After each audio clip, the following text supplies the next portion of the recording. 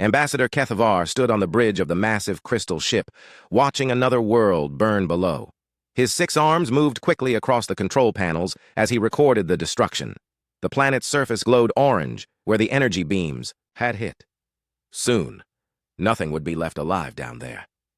"Send the message to all nearby systems," HFY told his crew.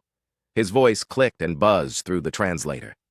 "Tell them what happens when worlds refuse to pay tribute to the Zephyrian hegemony." For 3,000 years, the hegemony had ruled this part of the galaxy. Their crystal ships were the most powerful weapons anyone had ever seen. When they arrived at a new world, they gave the people living there a simple choice: join the hegemony and pay tribute, or die. Most chose to join. Those who didn't became examples for others. HFY had done this hundreds of times. He felt nothing as he watched the planet die. To him, these people were just another primitive species that didn't understand their place in the galaxy. The strong ruled, and the weak served. That was the natural order. His communication officer buzzed for attention. "Ambassador, we're getting reports from the Edge Scouts. They found something interesting." "What kind of something?" HFY asked. "A new system. 3rd planet from the star. The beings there just figured out faster than light travel. Survey Commander Veltak wants permission to make contact." HFY's insect-like eyes glowed brighter. A new species meant new resources, new tribute, new slaves. "Tell Veltak to proceed. Standard first contact protocol." Far across the galaxy, Captain Sarah Chen stood in the command center of the UES Defiance. Through the large windows, she could see 3 other human ships floating in the darkness of space. They were humanity's first real attempt at exploring beyond their home system. Each ship carried 1,000 colonists looking for new worlds to call home. "Captain," her communications officer called out, "we're picking up something strange. Large ship approaching from our left side." Sarah moved to the main screen. "How large?" "Much bigger than anything we've ever built. Maybe 10 times the size of our biggest ship." Sarah felt her heart beat faster. For 50 years, humans had wondered if they were alone in the universe. Now they had their answer. She just hoped it was a good one. "All ships, this is Captain Chen. We have contact with an unknown vessel. Battle stations, but do not fire unless fired upon. This could be the most important moment in human history." The alien ship was beautiful in a terrifying way. It looked like it was made of black crystal that reflected the light of nearby stars. Strange symbols glowed along its surface. As it got closer, Sarah could see weapons that looked more advanced than anything humans had ever imagined. "Captain, they're sending us a message," the communications officer said. "Put it on screen."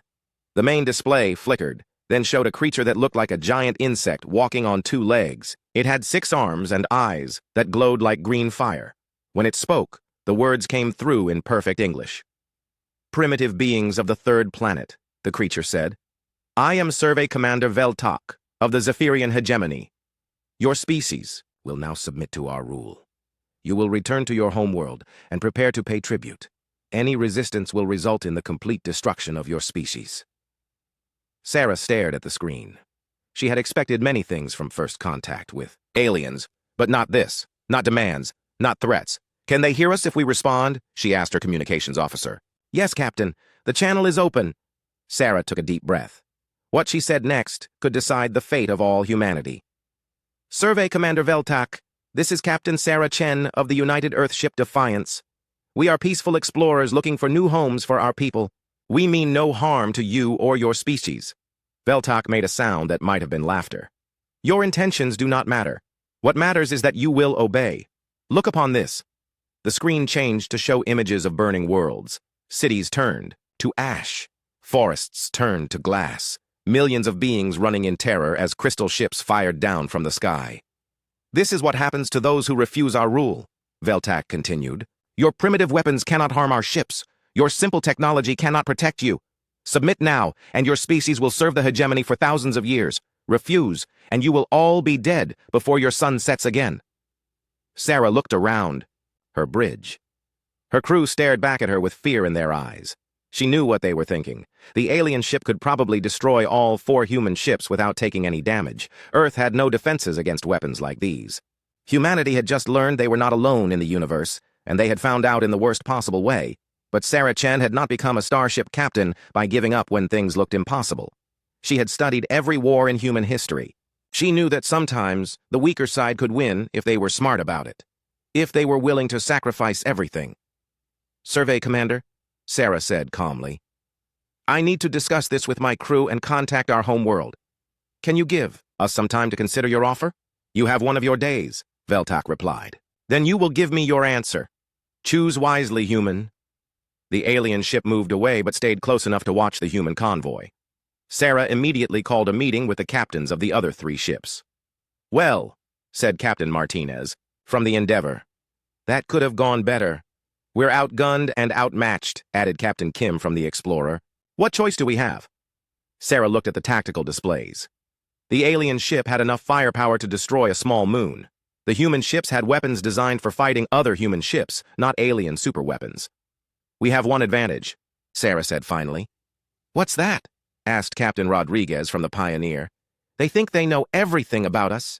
They've done this before, probably thousands of times. They expect us to act like every other species they've conquered.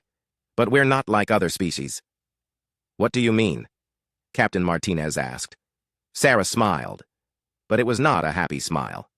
I mean that humans have never been good at accepting defeat, and we've always been very good at making our enemies regret attacking us. She activated the secure communication system that would send a message back to Earth. It would take days to reach home, but she had to try. This is Captain Chen to Earth Command. We have made contact with hostile alien forces. They have demanded our surrender and threatened to destroy all human life if we refuse. Recommend immediate mobilization of all defensive forces. We are going to try to buy you time, but prepare for war. The aliens think one demonstration of force will make us submit. Let's show them what humans do when someone threatens our home. Sarah looked out at the alien ship glowing in the darkness. Somewhere out there, Veltak was probably planning how to divide up humanity's resources. He thought this was already over. Sarah Chen was about to prove him very wrong. Admiral Marcus Torres stood in the war room deep beneath Geneva, staring at the star maps covering every wall. Red dots marked known alien positions. Blue dots showed human colonies and ships. There were a lot more red dots than blue ones. How long until Captain Chen's deadline? Torres asked. 18 hours, replied General Adams, head of the United Defense Council. And we still don't have a plan that doesn't end with humanity extinct. Torres had spent his entire career preparing for wars that might never happen. War with other nations. War with colonies that wanted independence. War with terrorist groups. He had never prepared for war with aliens who could destroy entire planets. Sir, a young officer interrupted. Message from the Luna shipyards. They want to know if we should start the emergency construction protocols. Do it, Torres said without hesitation. Build everything we can. Every ship, every weapon, every defense platform. We're going to need all of it. General Adams frowned. Marcus, even if we build for a year straight, we can't match their technology. The reports from Captain Chen make it clear. One of their ships could destroy our entire fleet. Torres turned to face the council members sitting around the large table. Politicians, generals, scientists, and business leaders. All of them looked scared. They had good reason to be. You're right, Torres said. We can't match their technology. But we don't have to. What do you mean? Asked Dr. Williams, the head of Earth's space program. Torres walked to the largest star map and pointed to the red dots. These aliens have been doing this for 3,000 years. They show up, make threats, destroy a few cities, and everyone surrenders. It's worked every time. Because their ships are unstoppable, General Adams said. No, Torres replied. Because nobody has ever made them pay a real price for their aggression. Look at their pattern.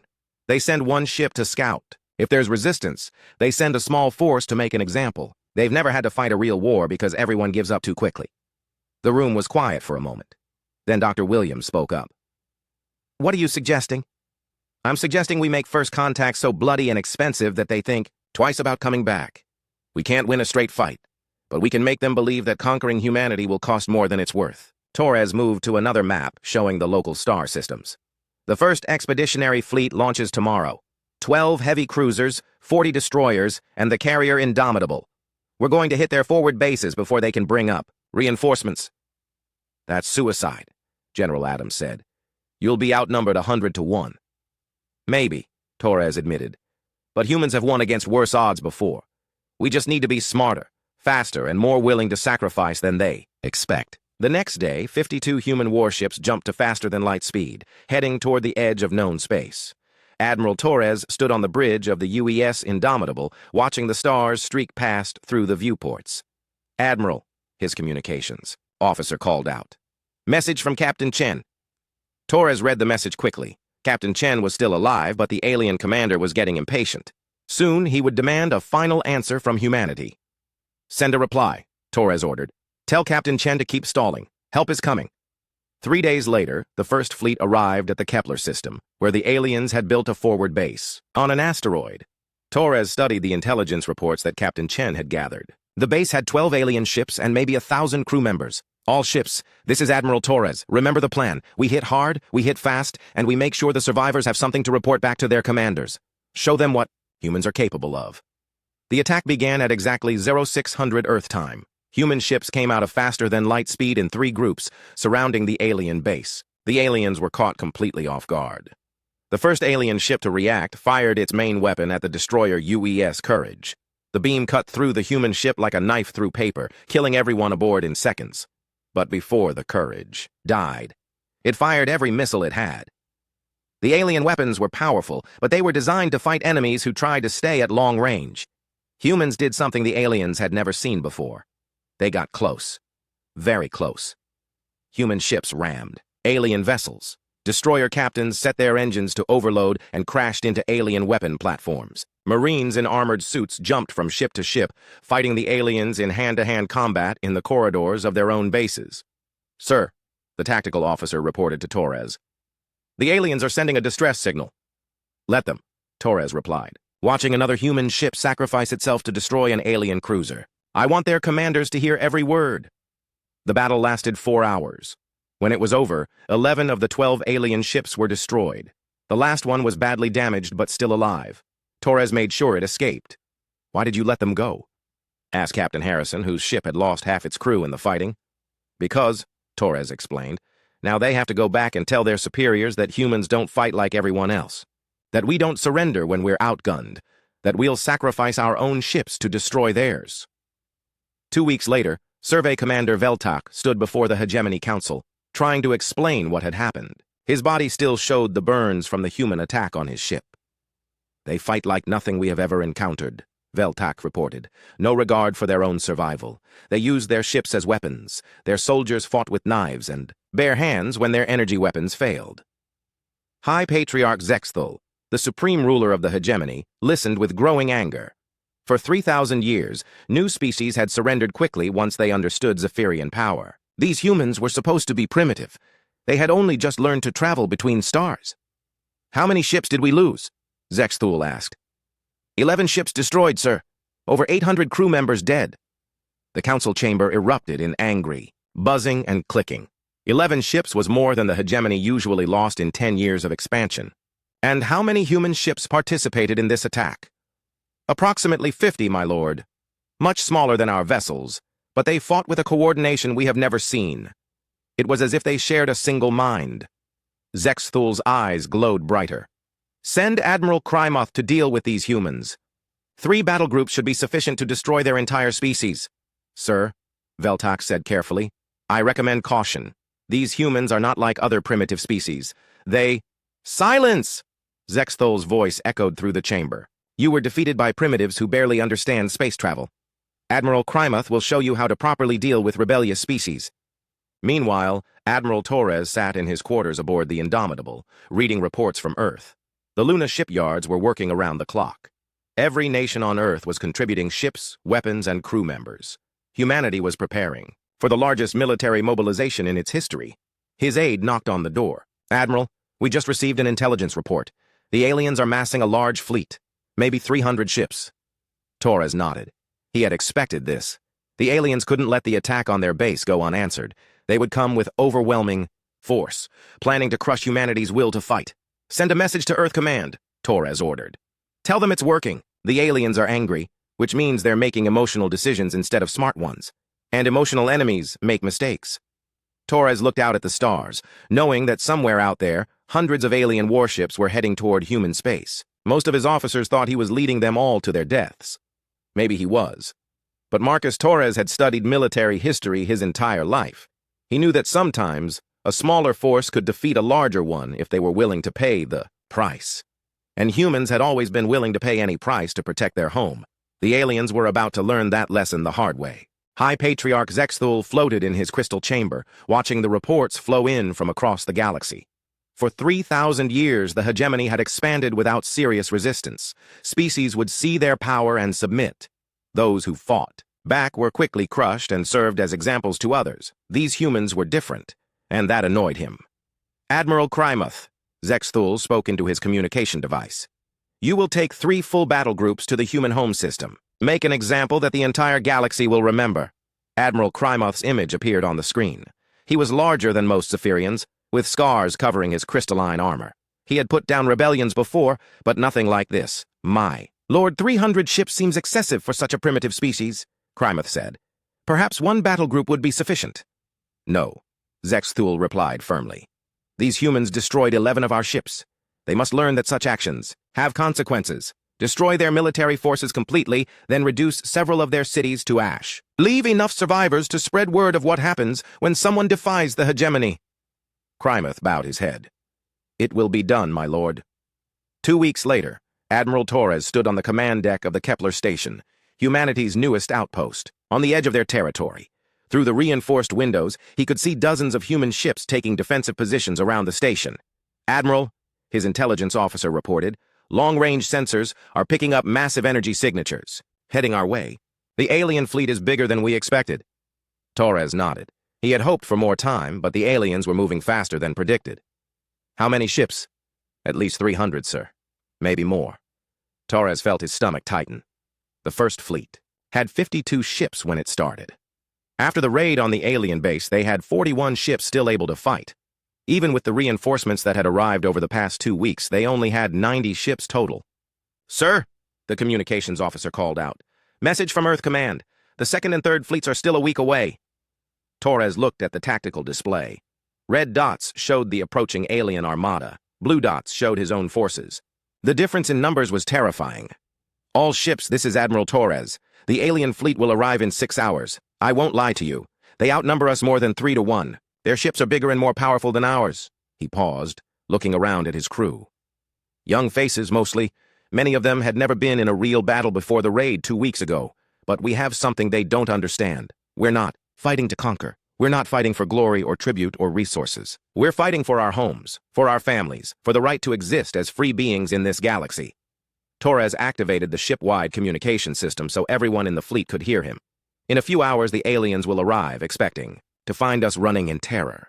Instead, they're going to find out what happens when you threaten humanity's survival. Remember what we learned in the raid.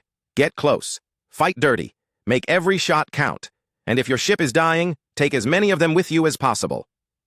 The alien fleet arrived exactly when predicted. Admiral Krymuth stood on the bridge of his flagship, the massive dreadnought Eternal Glory, watching the human defensive positions on his screens. How many ships? He asked his tactical officer. Approximately 90 vessels, Admiral, much smaller than our smallest cruisers. Krymuth studied the formation. The humans had arranged their ships in a defensive sphere around their station. It was a reasonable formation for a weaker force, but it wouldn't save them. Send them a surrender demand, Krymuth ordered. Give them one chance to save themselves. The message appeared on the screens of every human ship. Human fleet, you are completely outmatched. Surrender immediately, and we will destroy only half your ships as punishment for your recent attacks. Refuse, and we will kill every human in this system. Admiral Torres read the message and almost laughed. The aliens still didn't understand.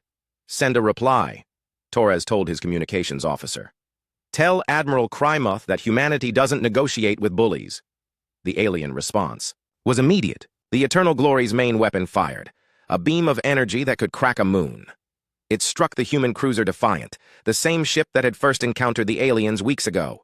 Captain Chen and her crew died instantly. All ships, Torres, broadcast. Execute Plan Omega.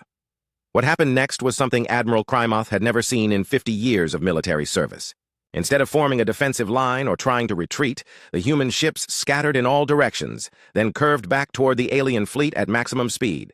Sir, Krymuth's tactical officer reported, the humans are charging our formation, all of them. Krymuth watched in confusion as the tiny human ships accelerated toward his massive battle fleet. It was suicide. His ships could destroy them all before they got close enough to do any damage. Open fire, he ordered. Destroy them, all. The alien weapons began firing. Human ships exploded one after another as the energy beams found their targets. But something was wrong. The humans weren't trying to avoid the alien fire. They were flying straight into it. "Admiral," the tactical officer said, his voice worried. "The humans are using some kind of new tactic. Their ships are exploding when they get close to ours, but the explosions are too big for their size." Krymoth suddenly understood. The humans had turned their ships into bombs. They were sacrificing themselves to damage his fleet. The destroyer UES Courage rammed the alien cruiser Void Striker at full speed. Both ships disappeared in a ball of nuclear fire. The carrier Indomitable launched all its fighters, then set its engines to overload and crashed into the alien dreadnought Dark Hammer. "Sir!" the tactical officer shouted. "We're losing ships too quickly. The humans are destroying our vessels at a ratio of 2 to 1. Krymoth couldn't believe what he was hearing. His ships were 3 times larger and more powerful than the human vessels. How were they losing ships at such a rate? "Because," Admiral Torres said over the open communication channel, "you came to fight humans, and humans don't fight fair." The Battle of Kepler Station lasted 3 hours. When it was over, the alien fleet had lost over 100 ships. The human fleet was completely destroyed, but they had made the aliens pay dearly for their victory. Admiral Krymoth stood among the wreckage of his fleet, trying to understand what had happened. He had never seen anything like it. The humans had fought with a desperation that bordered on insanity. They had used tactics that no civilized species would consider. "Send a message to the High Patriarch," Krymoth ordered. "Tell him the human fleet has been destroyed, but at a cost of 112 ships. "Sir," his communications officer said quietly. "Should we proceed to the human homeworld as ordered?" Krymoth looked at his remaining ships. Less than 200 vessels, many of them damaged. He had expected to lose maybe 10 or 20 ships in this battle. Instead, he had lost more than half his force. "No," he said finally. "We return to base for repairs and reinforcements. Something is very wrong with these humans." Meanwhile, deep in the ruins of Kepler Station, an automated message beacon activated. It had been programmed to wait until the battle was over, then broadcast a single message across all frequencies.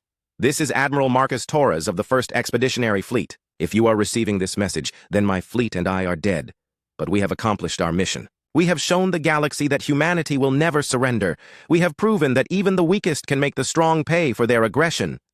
The message continued broadcasting for days, until alien ships finally found and destroyed the beacon. But by then, it was too late. The message had been received by dozens of species across the galaxy. For the first time in 3,000 years, someone had made the Zephyrian hegemony bleed. And in the ruins of human ships floating around Kepler Station, alien salvage crews made a discovery that chilled them to their cores. Hidden compartments, containing databanks, communication equipment, and detailed intelligence about Zephyrian technology and tactics. The humans hadn't just been fighting, they had been learning. Admiral Krymoth's report reached High Patriarch Zexthol 3 days later. The supreme ruler of the hegemony read it twice, unable to believe what he was seeing. "Over 100 ships," Zexthol whispered.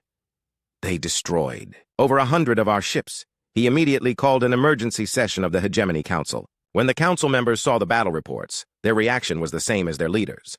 Shock, followed by anger, followed by something the hegemony had not felt in 3,000 years. Fear. "My lord," Admiral Krymoth said via communication, "Link, I recommend we gather our full strength before proceeding. These humans fight unlike anything we have encountered." Zexthol's eyes blazed with fury. "No, we will not be intimidated by primitives. Gather every ship we have. I want 5,000 vessels assembled for the final assault on their home world. We will end this threat once and for all." But as the orders went out across the hegemony, none of them knew that human listening posts had intercepted their communications. Earth now knew exactly what was coming, and Earth was ready. Ambassador Kethvar stood in the intelligence center of the hegemony command ship, staring at the data streams flowing across dozens of screens. His 6 arms moved rapidly as he processed information that made no sense. "Show me the transmission." Again, he ordered his intelligence team. The main screen displayed the final message from Admiral Torres, broadcast from the ruins of Kepler Station. Kethvar had watched it 50 times, but each viewing revealed new details that troubled him. "Computer, analyze the background of this transmission. What can you tell me about the human military structure?" The artificial intelligence processed the data for several seconds before responding. "Analysis indicates the human fleet designations suggest a much larger military organization than previously estimated. Reference to 1st Expeditionary Fleet implies additional fleets exist." Kethvar felt his breathing passages tighten. Explain. Standard military naming conventions across known species indicate numbered fleets are part of a larger structure. If humans have a first fleet, logical analysis suggests they have additional numbered fleets. One of Kethvar's assistants approached, with another data tablet. Ambassador, we've been analyzing the communication patterns from the human home system. The amount of encrypted traffic has increased by 3,000% since our first contact. Kethvar studied the communication analysis. The humans were clearly coordinating something massive. But what could a primitive species possibly be planning that would require so much coordination? Sir, another assistant called out, we've received the salvage reports from Kepler Station. Kethvar read the report with growing alarm. The human ships had been loaded with sophisticated intelligence-gathering equipment. Every transmission, every tactical movement, every weapon signature from the battle had been recorded and transmitted back to Earth. They were studying us, Kethvar realized. The entire battle was a learning exercise for them. He immediately opened a communication channel to High Patriarch Zex Thul. The Supreme Leader appeared on screen, his crystalline features showing the strain of recent events. My lord, Kethvar began, I believe we have seriously underestimated these humans. The evidence suggests they have been deceiving us about their true military capabilities. Impossible, Zex Thul replied. Our scouts surveyed their system thoroughly. They have primitive technology and limited resources. Kethvar transmitted his analysis. Sir, please review this data. The humans may have been using our own dismissive attitude against us. While we focused on their apparent primitiveness, they may have been building in secret. Meanwhile, on Earth, Fleet Admiral Elena Vasquez stood before the largest assembly in human history. Representatives from every nation, every colony, every military branch sat in the massive auditorium beneath Geneva. The emergency session had been called after intelligence confirmed what everyone had feared. Ladies and gentlemen, Admiral Vasquez began, our worst fears have been confirmed. The alien empire is preparing to send their entire fleet to destroy Earth. Intelligence estimates put their force at over 5,000 ships. The auditorium erupted in worried voices. 5,000 ships was more than anyone had imagined. Even with their secret construction programs, humanity couldn't match those numbers. However, Vasquez continued, raising her voice to restore order, we have also made a discovery that changes everything. She activated the main display, showing the captured alien data files. Our intelligence teams have been analyzing the aliens' own historical records. What we found is disturbing, but it also gives us hope. The screen showed a map of the galaxy, with thousands of colored dots. Each dot represents a species that the Zephyrian hegemony has conquered over the past 3,000 years. Red dots are species that were completely destroyed. Yellow dots are species that were enslaved. Green dots are species that were allowed to survive as tribute-paying vassals. The room fell silent as they realized what they were seeing. Thousands of civilizations had fallen to the aliens. Entire species had been wiped out simply for refusing to surrender. But here's what's important, Vasquez said, zooming in on the data. In 3,000 years, no one has ever fought back effectively. Every species either surrendered immediately or was destroyed within a few battles. The hegemony has never faced a prolonged war. Dr. Williams, the head of Earth's space program, stood up. What exactly are you suggesting, Admiral? I'm suggesting that we have an opportunity that no other species has ever had. We know what's coming. We know their tactics. And we have something no other species possessed. Which is? Vasquez smiled grimly. Time to prepare, and the knowledge that this isn't just about Earth anymore. This is about every species in this galaxy that wants to be free. She activated another display showing the Luna shipyards. For the past month, every shipyard in human space has been working around the clock. We've been building not just warships, but a new kind of fleet, one designed specifically to fight the Zephyrian hegemony. The display showed construction statistics that made the assembled representatives gasp. Thousands of ships, hundreds of space stations, weapons platforms throughout the solar system. The aliens think they're coming to fight the same small fleet that attacked them at Kepler Station. They have no idea what Earth has actually been building. General Adams stood up from his seat. Admiral, even with our increased production, we can't match 5,000 alien ships.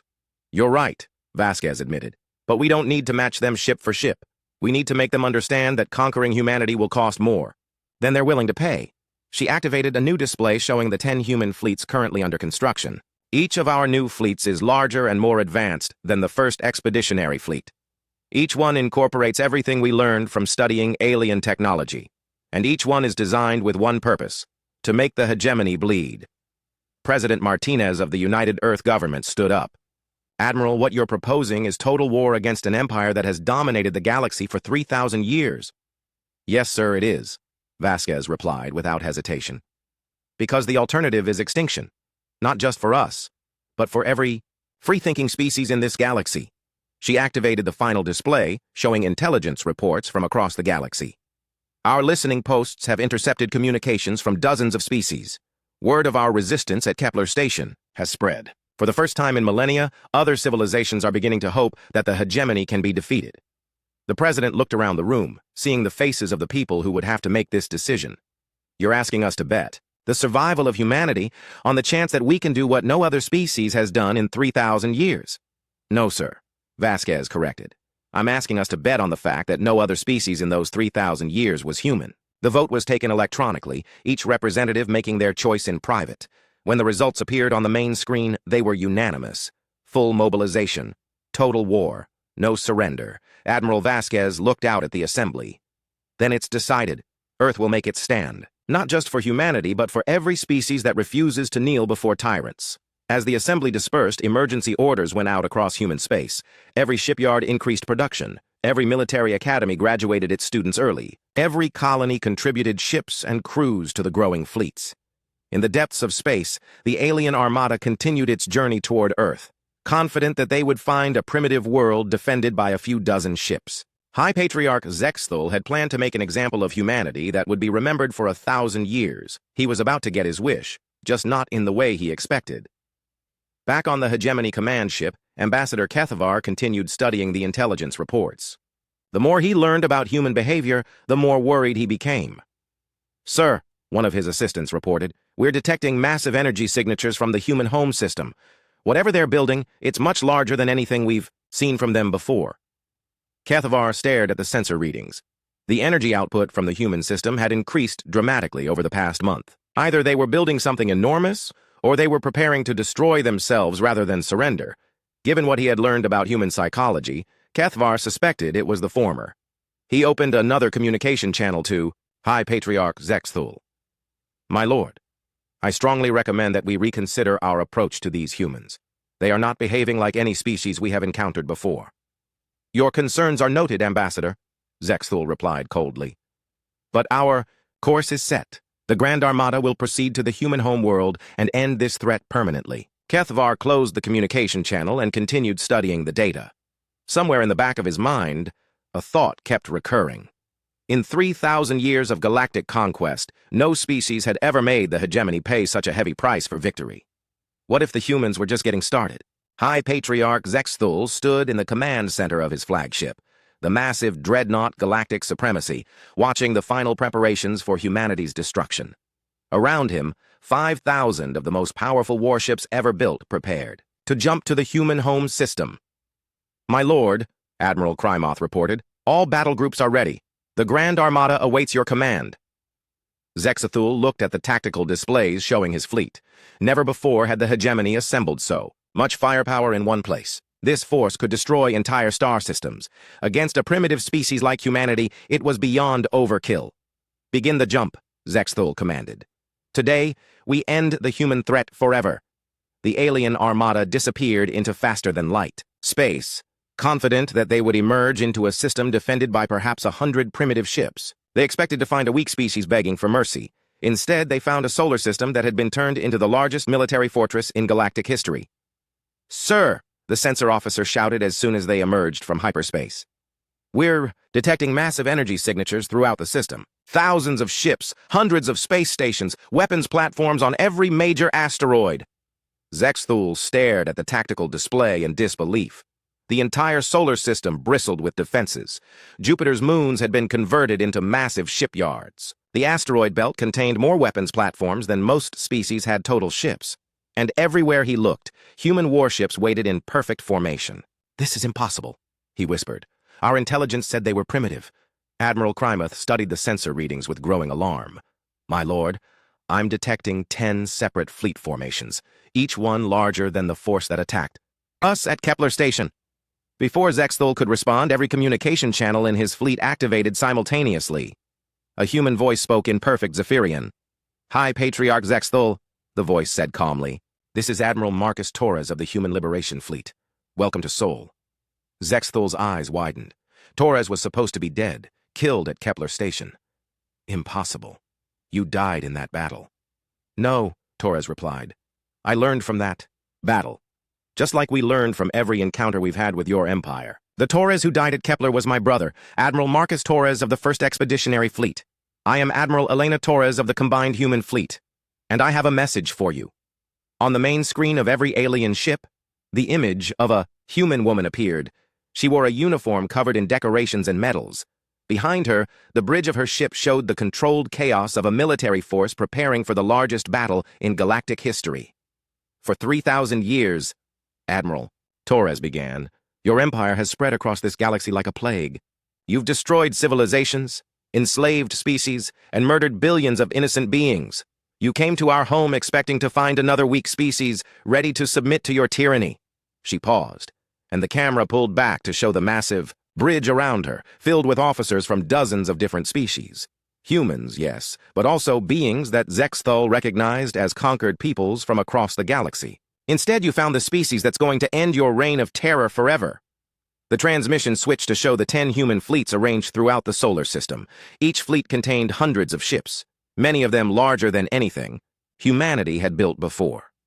The 2nd fleet guarded Earth itself. The 3rd fleet controlled the space around Mars. The 4th through 7th fleets were positioned throughout the outer planets. The 8th, 9th, and 10th fleets formed a massive wall between the alien armada and the inner system. You made one crucial mistake, Admiral Torres continued. You assumed that because you had always won before, you would always win. You never considered that someday you might encounter a species that wouldn't just fight for survival, but would fight for justice. Zextul found his voice. You cannot hope to defeat us. We have 5,000 ships. Even with your newfound strength, you are still outnumbered. Torres smiled, and it was not a pleasant expression. You're right. You do outnumber us, but you're forgetting something important. This isn't just about Earth anymore. The transmission changed again, this time showing star maps from across the galaxy. On dozens of worlds, the same thing was happening. Species that had been enslaved by the hegemony for centuries were rising up. Their ships, hidden for generations, were emerging from asteroid fields and gas giants. Every species you ever conquered has been waiting for this moment, Torres explained, waiting for someone to prove that the hegemony could be defeated. Congratulations, Patriarch. You did that at Kepler Station. Now they're all fighting for their freedom. Zextul stared at the tactical displays as reports flooded in from across the galaxy. Rebellions were erupting on hundreds of worlds. Hegemony forces were under attack everywhere. This is impossible, he said again. How did you coordinate this? Because humans are very good at one thing, Torres replied. We're good at making friends with people who hate the same enemies we do. The alien armada began moving toward the human defensive lines. But their formation was already beginning to break apart as ships were recalled to deal with rebellions in their home sectors. Admiral Krymoth, Zextul ordered, attack the human formations. Destroy them all. But as the alien ships began their assault, they discovered that the humans had learned more than just tactics from their previous encounters. Human weapons had been completely redesigned based on captured Zephyrian technology. Human ships were faster, more maneuverable, and equipped with shields that could actually withstand alien energy beams. The Battle of Sol began with the 10th Fleet engaging the leading edge of the alien armada. But unlike previous battles, the humans didn't sacrifice themselves in desperate attacks. Instead, they fought with precision and coordination that impressed even their enemies. Sir, Admiral Krymoth reported to Zextul, the human ships are using our own technology against us. Their weapons are nearly as powerful as ours, and their tactics are far more sophisticated than before. The battle raged for hours. Human ships worked in perfect coordination, covering each other's weaknesses and exploiting every opening in the alien formations. When alien ships broke through one defensive line, they found themselves facing another fleet perfectly positioned to destroy them. But the most devastating moment came when Admiral Torres broadcast a message on all frequencies throughout the galaxy. To every being in this galaxy who dreams of freedom, her voice rang out, today we break the chains that have bound us for 3,000 years. Today the galaxy learns that tyrants can be defeated, that empires can fall, that freedom is worth any price. As she spoke, hidden human fleets emerged from hyperspace throughout the galaxy. The 2nd, through 11th Liberation fleets, each one sent to a different sector where rebellions were already underway. Humanity had not just prepared to defend Earth. They had prepared to liberate the galaxy. Zexthul watched his empire crumbling on every tactical display. Everywhere he looked, hegemony forces were being defeated by combinations of human ships and local rebels. The carefully constructed order of 3 millennia was falling apart in a single day. "My lord," Admiral Krymuth said quietly, "we're receiving surrender offers from several of our sector commanders. They're asking for terms." "Never!" Zexthul screamed. "The hegemony does not surrender." But even as he spoke, more and more of his ships were being destroyed or captured. The human fleets fought with a combination of advanced technology and tactical brilliance that the hegemony had never encountered. Worse, they showed mercy to aliens who surrendered, which encouraged more hegemony forces to lay down their weapons. "Sir," the communications officer reported, "Admiral Torres is requesting to speak with you directly." Zexthul activated the communication channel. His crystalline features twisted with rage. "What do you want, human?" Torres appeared on his screen, standing on the bridge of her flagship as the battle continued around them. "I want to offer you the same choice you've given so many others, Patriarch. Surrender now, and your people will be treated fairly. Continue fighting, and we'll destroy every ship you have." "The hegemony has ruled this galaxy for 3,000 years, Zexthul replied. "We will not be defeated by primitives." "You're right about one thing," Torres said calmly. "The hegemony has ruled for 3,000 years. But that ends today." She gestured to her tactical officer, who activated a device that Zexthul had never seen before. Suddenly, every hegemony ship in the system found their weapons and engines disabled by some kind of electronic attack. "Human technology improved, with a little help from some of your former subjects," Torres explained. "Turns out a lot of species have been working on ways to defeat hegemony technology. They just needed someone to give them hope that it was possible." Zexthul looked around at his disabled fleet, then at the tactical displays showing the collapse of his empire across the galaxy. For the first time in his long life, he understood what defeat truly meant. "What happens now?" he asked quietly. "Now," Torres replied, "we build something better. A galaxy where species cooperate instead of conquering each other, where differences are celebrated instead of being used as excuses for slavery, where freedom isn't something that has to be fought for every generation." She leaned forward, looking directly into the camera. "You're